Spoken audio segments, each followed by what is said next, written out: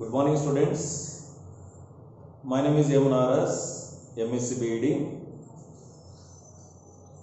I am a maths teacher in Target English Medium High School at Tadapatri. Students, today we discuss about statistics chapter. So, what is statistics?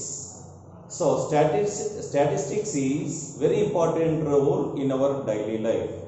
So, how it is, how much grams of paste used in cleaning a teeth, and also how much food used daily in our house. Like this information we discuss about in statistics. So, what is statistics? So, statistics means extraction of meaning from the data studied in a branch of mathematics called as statistics. This is general definition. And also mathematical definition is information collected, classified, interpretation of the data discussed in a branch of mathematics called as statistics. So many mathematicians gives development theorems. So especially in Greek mathematician, Sir Ronald A. Fisher gives development theorems. That's why we called as father of statistics is Sir Ronald A. Fisher.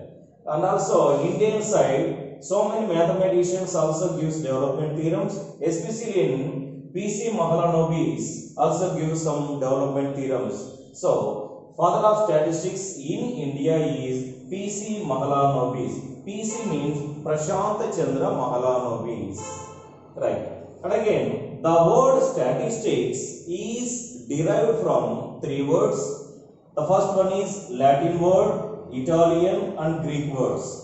So, Latin word is status, Italian word is state or stata, and Greek word is statistic. The meaning of these three words is government or kingdom.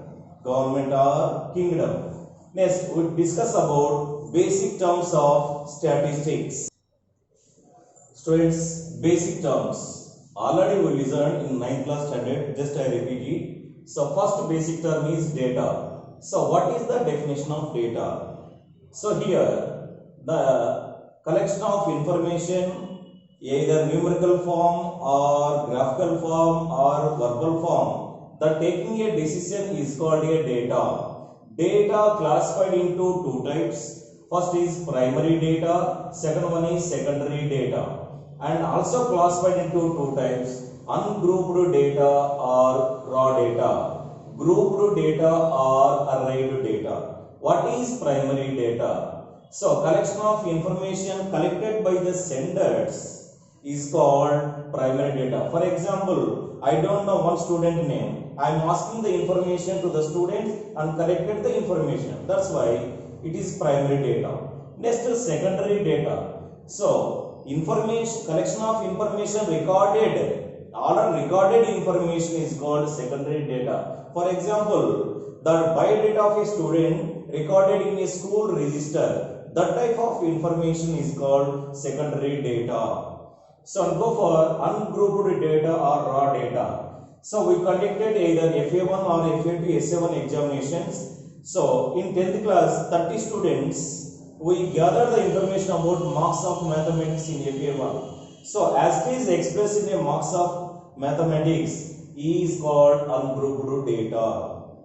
Next, go for grouped data or arrayed data. Collection of information divided into convenient and small groups or convenient way in small groups or in simply groups is called grouped data or arrayed data. Next, go for second basic term, frequency. So, each student marks is called one observation. So, number of observation that fall in a particular class is called a frequency. For example, in examination 0 to 10 marks means above 0, below 10 marks. Suppose 5 students are there.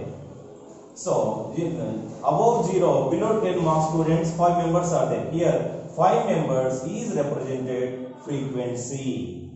Next, go for third one, classes. So, it is very related to group data information.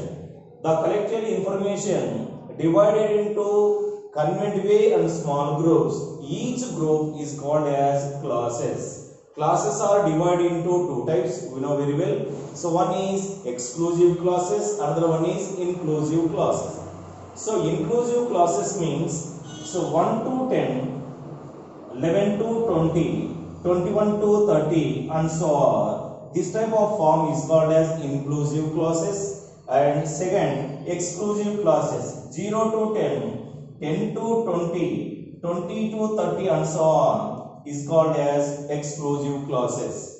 In inclusive classes, limits and boundaries are different. In exclusive classes, limits and boundaries are equal. And go for fourth basic terms of statistic, that is limits and boundaries. In a class, initial value is called as lower limit, end value is called as upper limit. For example, 1 to 10. Here initial value is 1, end value is 10. So here initial value is called as lower limit, simply we written as LL.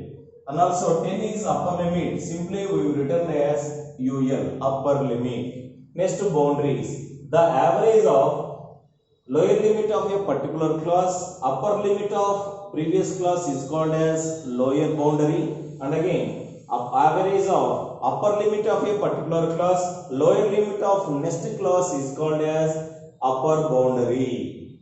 Next, go for range. What is the definition of range? The difference between maximum and minimum values is called as range. For example, the range of first n natural numbers. This is the question. So, solution. Range equal to maximum value. In first n natural number, maximum value is n, minimum value is 1. So, range equal to n minus 1 is the first n natural number. Next, go for class mark. Class mark are also called as mid value or central value. How to define class mark means, so lower limit plus upper limit by 2 is called as class mark, or lower boundary plus upper boundary by 2. That means the average of lower and upper limits is called as class mark, and lower and upper boundaries of average is called as class mark. Next, measures of central tendency. So, tendency nothing but one of the measure. Measures of central tendency means the, okay, but stop changing. Measures of central tendency. So, measures of central tendency is a measure that tell us where the middle of a bunch of a data lies. That means central tendencies depends upon central values of a observations. So here these are three types. First one is mean, second one is mode, third one is median. Students, today we discuss about mean. So what is the definition of a mean?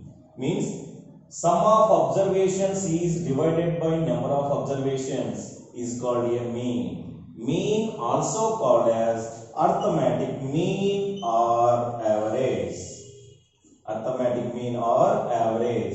It is denoted by the letter is x bar. So simply we written as mean x bar equal to sum of observations by number of observations. And go for next property. So mean depends upon total number of observation. Total nothing but sum of observation. For example, mean of 1, 2, 3, 4, 5. So here mean x bar equal to sum of observation. That means 1 plus 2 plus 3 plus 4 plus 5 by 5. Sum of observations by number of observations. Finally, we can get 3. If remove extreme values, so that is 1 and 5, I take 2, 3, 4. So then mean x bar equal to 2 plus 3 plus 4 by 5 equal to 9 by 5. Finally, it becomes 1.8. So what we conclude about these example means, if any changes of extreme values, mean also changed. And go for next property. So here, observations are x1, x2, x3. Then the mean of these observation is x bar. Next, If each and every observation is increased by one constant value, nothing but a, then the observations are x1 plus a, x2 plus a, xn plus a. Then mean also changes into or increases into a, that is x bar plus a. That means what we conclude? So here the mean of the increases of any observations of one constant value a, the mean also increases by a. If it is differentiate or product and quotient also as it is same.